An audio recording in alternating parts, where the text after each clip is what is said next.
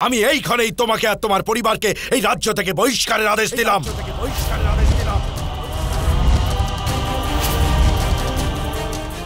শীঘ্র, অতি শীঘ্র হস্তিনাপুর ত্যাগ করে তোমরা চলে যাও।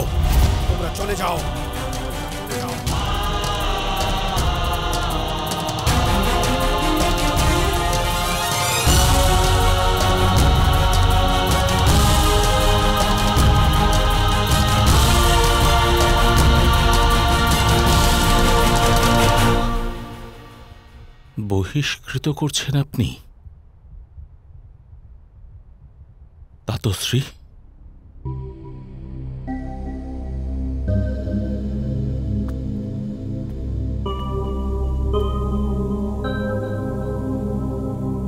কোন অপরাধের শাস্তি দিচ্ছেন আমাদের? অপরাধ? এই মহাপাপ করে এই সবাই এসে দাঁড়িয়েছে যুধিষ্ঠির, আর আমাকে জিজ্ঞাসা করছো তোমাদের অপরাধ কি? আমার প্রিয় ভ্রাতা পাণ্ডুর আত্মা দুঃখ আর ক্রোধে বিহ্বল হচ্ছে আজ।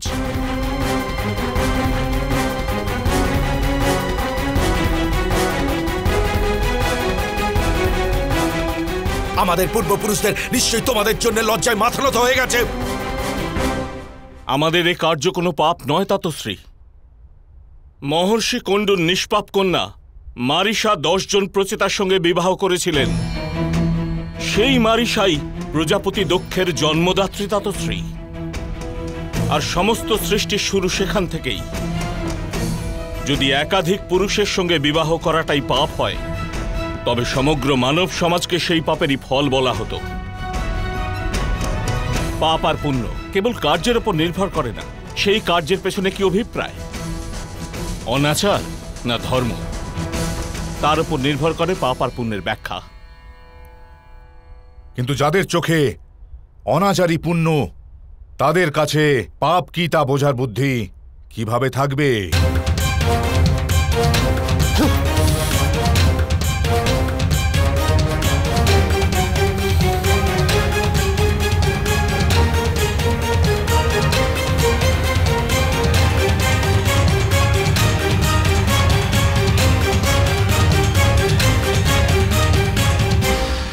ভ্রাতা দুর্যোধন, হস্তি যদি নিজের সর্বাঙ্গ ধুলায় লিপ্ত করে, তবে তাকে উন্মাদ ভেব না।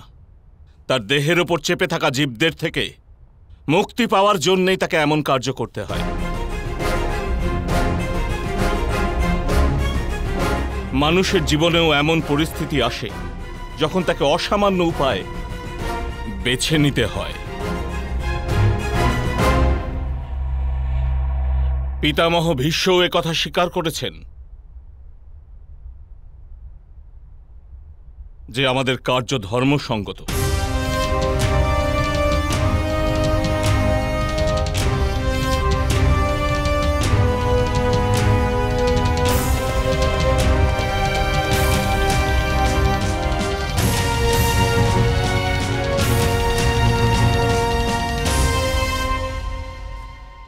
পিতামহ, আমি আপনাকে মিনতি করছি, আপনি কিছু বলুন।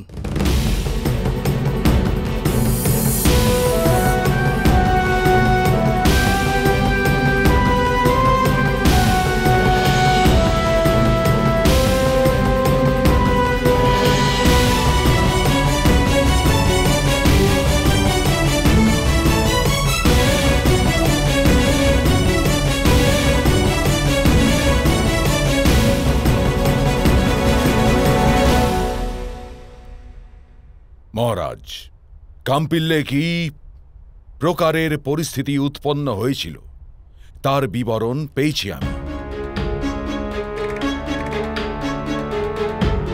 এই বিষয়ে বিদুরের সাথে কথা হয়েছে। সব দিক থেকে পরিস্থিতি সম্বন্ধে বিচার করার পর আর সেই স্থিতি থেকে মুক্ত হওয়ার জন্য বিভিন্ন প্রকারের পন্থা খোঁজার পরই ওরা এই নির্ণয় নিয়েছে। ওদের এই নির্ণয়ে মহামুনি ব্যাসের আশীর্বাদ আছে।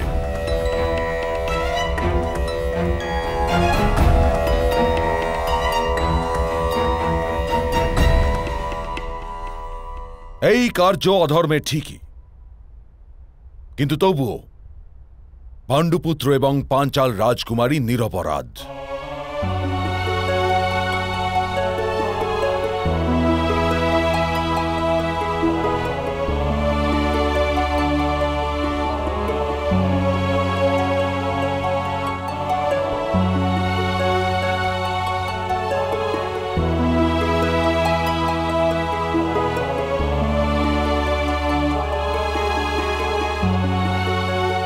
এদের এই বিবাহকে স্বীকার করে নেওয়াই যথার্থ।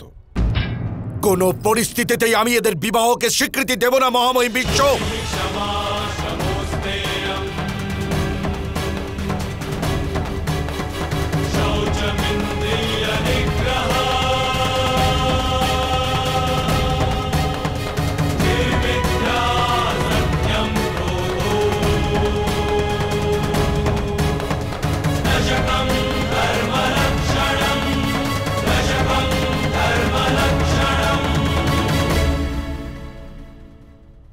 কারুর আবেগপূর্ণ কথা রাজার সিদ্ধান্তে পার্থক্য আছে।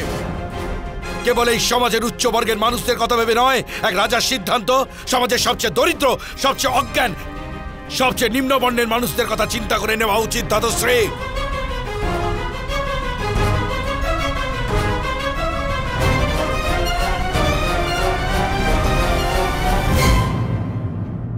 আর হস্তিনাপুরের সম্রাট হলাম আমি, কুরু সম্রাট ধৃতরাষ্ট্র।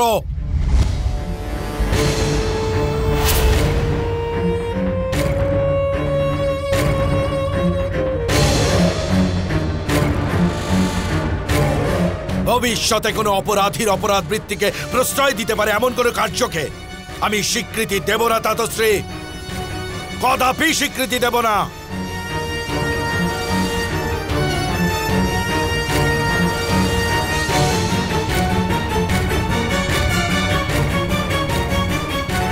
মহারাজ,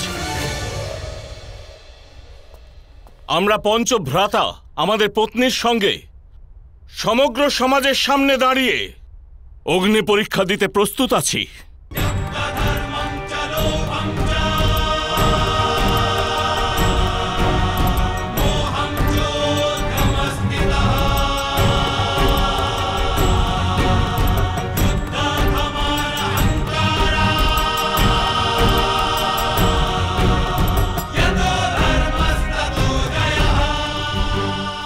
সমাজের অপরাধীরাও এটা বুঝবে, যাকে অধর্ম মনে হয় এমন কার্য করলে অগ্নি পরীক্ষাও দিতে হতে পারে।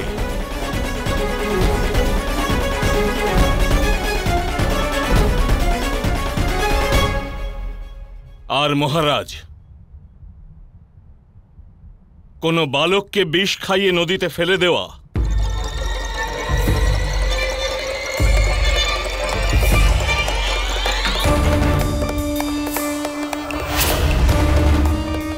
কোনো যোদ্ধাকে রঙ্গস্থলে প্রবেশ করার পূর্বেই প্রস্তরখণ্ডের দ্বারা পিষ্ট করে বধ করার চেষ্টা,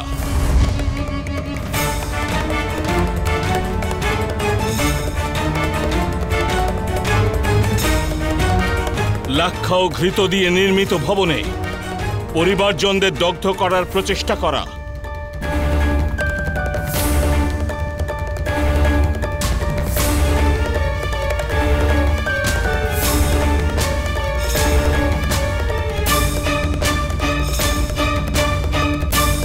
এই সকল কার্য মহারাজ অপরাধীদের প্ররোচনা দিতে পারে।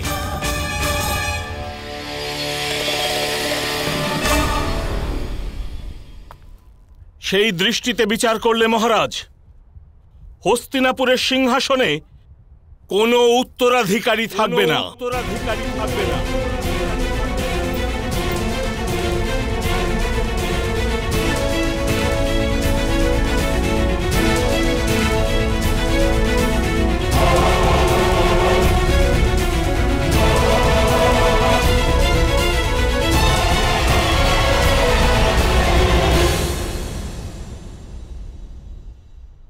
মহারাজ,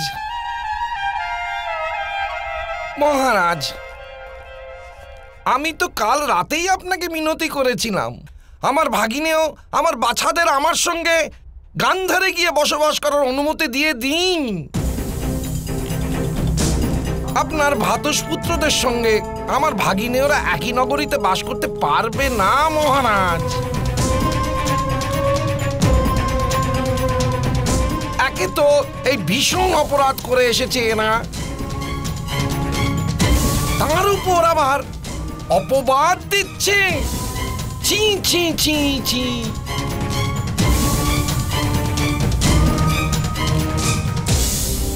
মামাশ্রী যথার্থই বলছেন পিতাশ্রী। আর কি বা করতে পারে এরা এখন? পাঁচটি পুরুষের সঙ্গে সম্পর্ক আছে যে স্ত্রীর, সে না তো স্বয়ং ধর্ম বোঝে আর না নিজের স্বামীদের ধর্ম উপদেশ দিতে পারে।